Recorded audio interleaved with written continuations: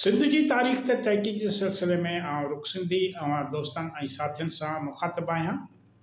मुंहिंजे तरफ़ां सभिनी खे सलाम पहुचे। जिन बि दोस्तनि अञा सूदो असांजे चैनल खे सब्सक्राइब न कयो आहे उन्हनि खे गुज़ारिश आहे त असांजे चैनल खे सब्सक्राइब कनि, वीडियोज़ दोस्तनि सां शेयर कनि, जीअं पंहिंजी इहा ॻाल्हि ॿोल वधि खां वधि साथियुनि ताईं पहुची सघे। अॼु पाण सिंध जे तारीख़ ते तहक़ीक़ के हवाले से गज़नवी महमूद गज़नवी के दौर बाबत ॻाल्हाईंदासीं, जंहिं बाबति हिकिड़ो मफ़रूज़ो इहो क़ाइमु कयो हो त गज़नवी सिंध ते हमिलो करे उन ते कब्ज़ो कयो, जॾहिं त ईअं न हुयो।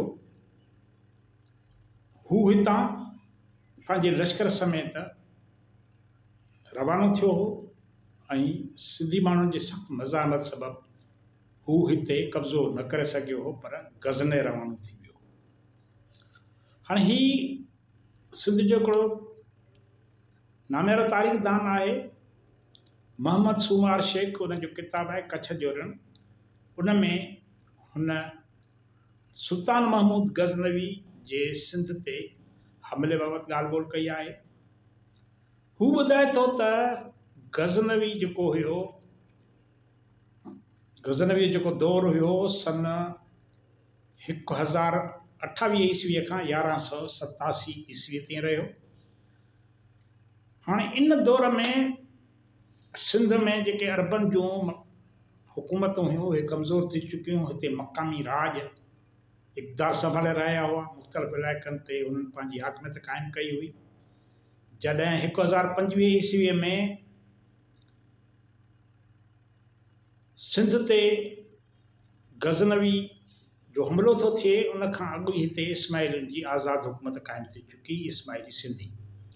इन ई ज़माने में महमूद गज़नवी गुजरात ते हमलो कयो। गुजरात जो हाकुम जेको हुयो उन गज़नवी जे हमले खे मुंहुं न ॾिनो, को मुक़ाबिलो न कयो, पर हू पहिरियां काठियावाड़ में वञी पनाह हुन गुजरात जे हाकुम वरिती। उन खां पोइ वरी कंथकोट खां थींदो वञी जबलनि में लिको।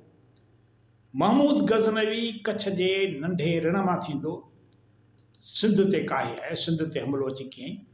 वाट ते पाणी न मिलण जे करे संदसि फ़ौज खे तमामु घणी सख़्तु तकलीफ़ पहुती, जंहिंजे करे हाणे जॾहिं हू सिंध में दाख़िल थियो त सिंधू नदीअ जो भर ॾींदो मुल्तान तरफ़ वधणु लॻो, त जीअं हू पंहिंजे मुल्क गज़ने पहुचे।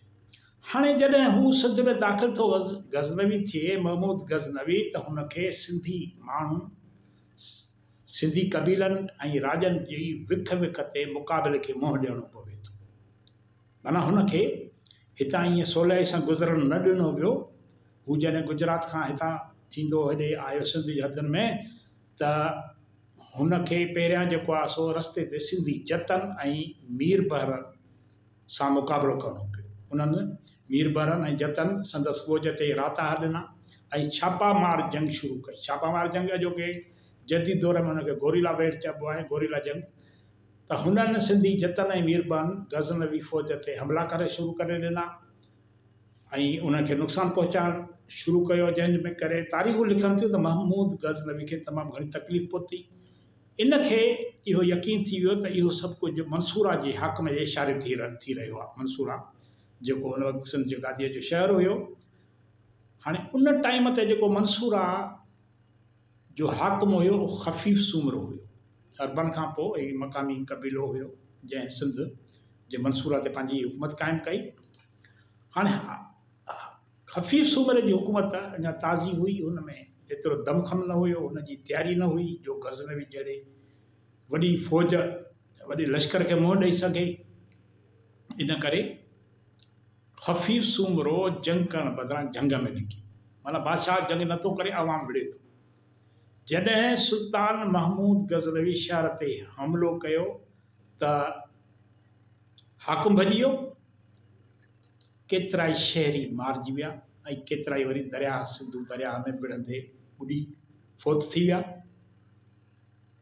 जंहिं बैदि सुल्तान गज़नवी पंहिंजो सफ़र गज़ने तरफ़ जारी रखियो, हू शहर ते कब्ज़ो न करे सघियो।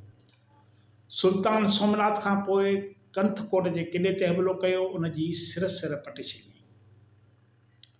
पोइ मंसूरा थो पहुचे जिते जो हाकुम सुमरो तव्हांखे ॿुधायमि जेको हुयो अमीर हफ़ीफ़ हो उहो भॼी थो वञे। जॾहिं त हुन वटि जंगी हाथी हुया, लश्कर हुयो, ॿियो सभु कुझु मौजूदु हो। सुल्तान महमूद जेतोणीकि मुल्तान खां थींदो गज़ने हलियो वियो, पर हिन पको पक कयो त हू सिंधी जतन खे ज़रूरु सबक़ सेखारींदो जिन संदसि मुक़ाबिलो कयो।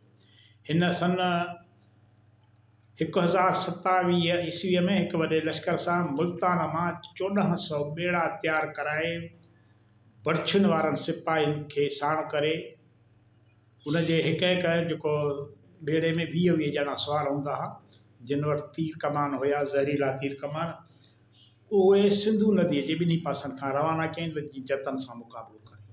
सिंधी जतन पंहिंजनि ॿारनि खे महफ़ूज़ ॿेटनि में उमाणे छॾियो। 8000 ॿेड़नि सां सुल्तान महमूद गज़नवी मुक़ाबिलो कयो ऐं संदसि तीरनि सबबि जतन जे ॿेड़नि खे बाहि लॻी वई।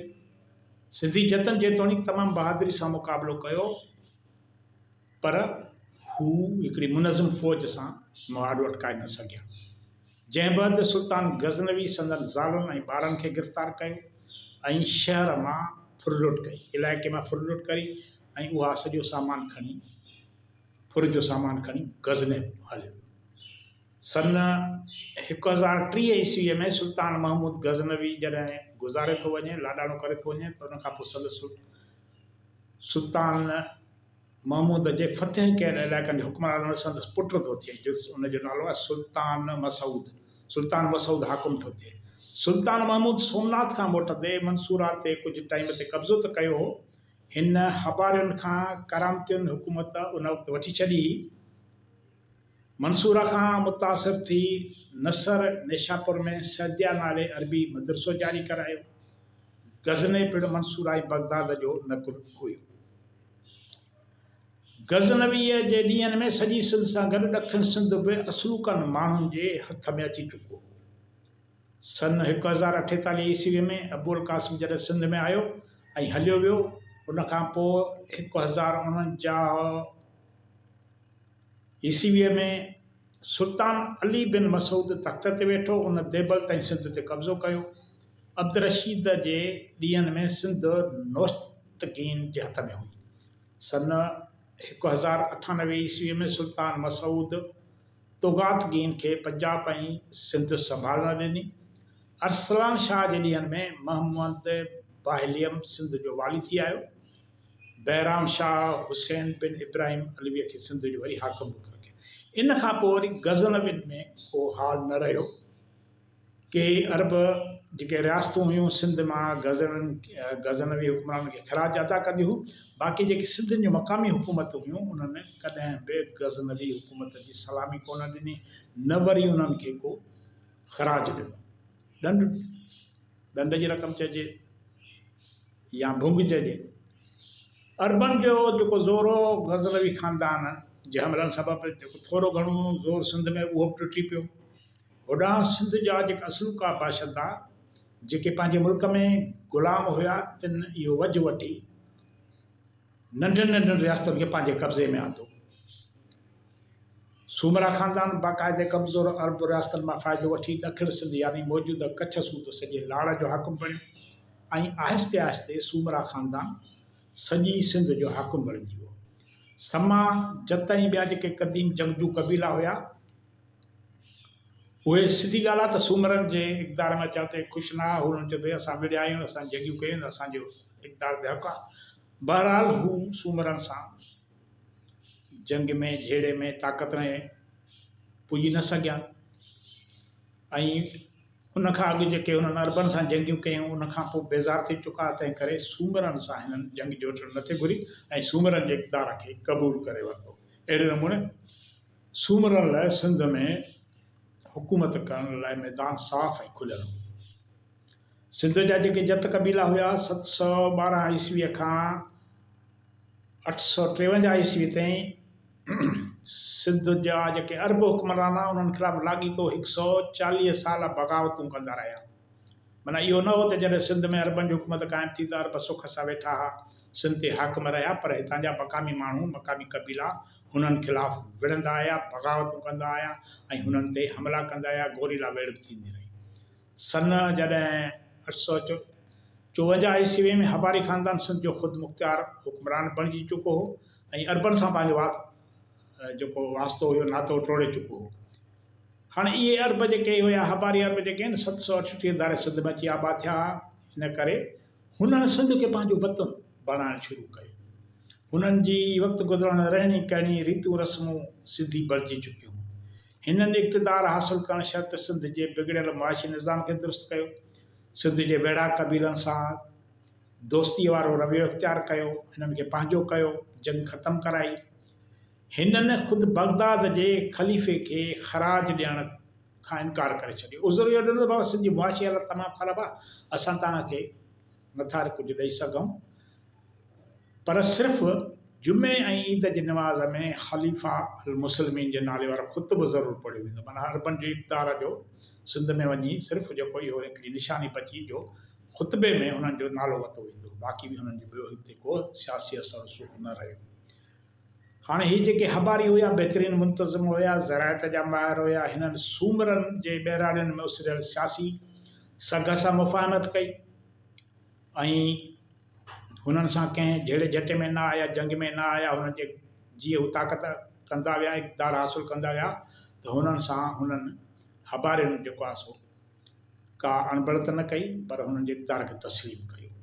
नेठि से अरबन जो सिंध में जेको नाले मातर इक़्तिदार हुयो, उहो बि कुझु शहरनि ताईं महदूद थियण बैदि गज़नवी जे हमलनि खां पोइ मुकमिल तौरु ख़तमु थी वियो।